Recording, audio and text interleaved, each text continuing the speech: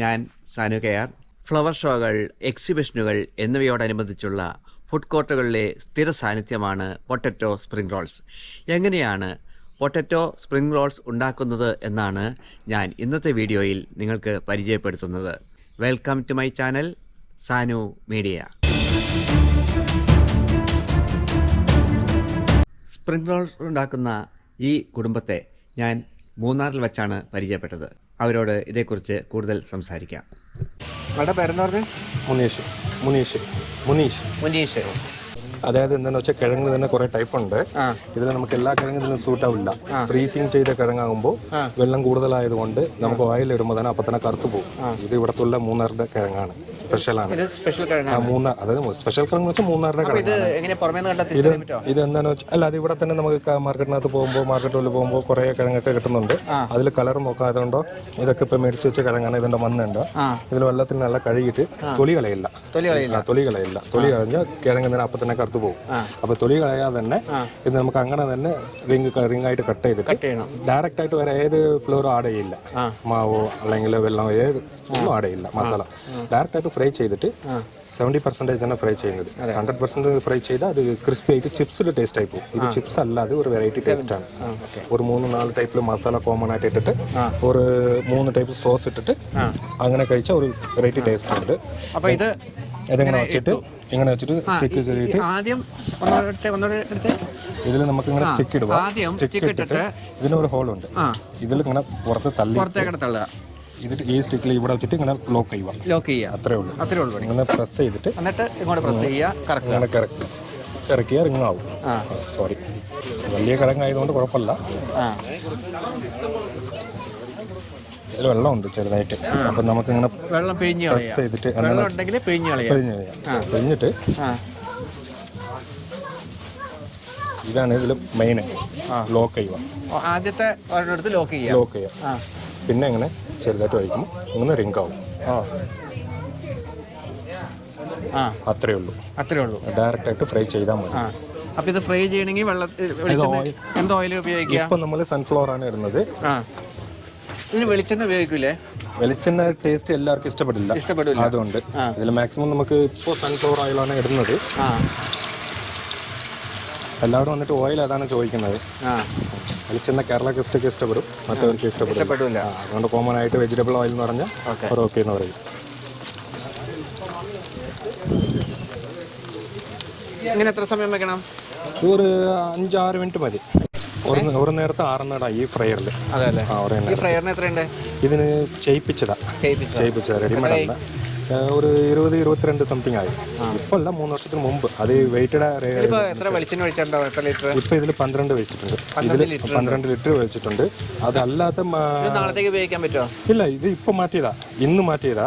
വൈകിട്ടാകുമ്പോൾ അതുകൊണ്ടാ 12. ഇതിൽ maximum capacity 30 litre ഉണ്ട്. 30 ഒഴിക്കാനുള്ള ഇതില്ലല്ലോ. അതുകൊണ്ട് 12 ഒഴിക്കും. വൈകിട്ടാകുമ്പോൾ 2 കൂടി ഒഴിക്കും. പിന്നെ പിറ്റേ ദിവസം ആകുമ്പോൾ ഇത് കിഴങ്ങിലുള്ള വെള്ളം ചേർന്നതുകൊണ്ട് പിറ്റേ ദിവസം ഇടുമ്പോൾ മോശമെന്ന് വെച്ചാൽ ഫ്രൈ ആവുന്നില്ല. കിഴങ്ങ് കുറേ നേരം കിടന്നാലും ഇങ്ങനെ പൊറിഞ്ഞ് മാത്രം കിടക്കത്തുള്ളൂ. ഇങ്ങനെ സ്ട്രേറ്റ് ആയിട്ട് നിൽക്കുള്ളൂ. മടങ്ങിപ്പോവും, കിഴങ്ങ് മടങ്ങിപ്പോവും. അതൊക്കെ തിരിച്ചിട്ടോട്ടിരിക്കണം അല്ലേ? റൊട്ടേറ്റ് ആയി. ഓയിൽ കുറവായതുകൊണ്ട് ഫുള്ള് ഇട്ടാൽ തിരിക്കണ്ട. അത് മുങ്ങിയല്ലേ ഫ്രൈ ആവത്തുള്ളൂ. അതുകൊണ്ട് തിരിക്കണ്ട. ടിഷ്യൂ എടുത്തിട്ട് ടിഷ്യൂ കട്ട് ചെയ്ത് വെച്ചിട്ടുണ്ട്. അത് ഓയിൽ ഈ സ്റ്റിക്ക് പിടിക്കാൻ വേണ്ടി, സ്റ്റിക്കിൽ പിടിക്കാൻ വേണ്ടി ടിഷ്യൂ പേപ്പർ എടുക്കും. ഇങ്ങനെ കിറക്കിയിട്ട് സ്റ്റിക്ക് ചൂടായിക്കൊണ്ടിരിക്കുകയാണ്. അതെല്ലാം മൊത്തം ഓയിലിൽ കിടന്നതല്ലേ. ഈ സ്റ്റിച്ച് ഇങ്ങനെ കിറക്കുമ്പോൾ ഇച്ചിരി ചൂട് കുറയും. അതെ. പിന്നെ ഓയിൽ ചെറുതായിട്ട് എടുത്തിട്ട്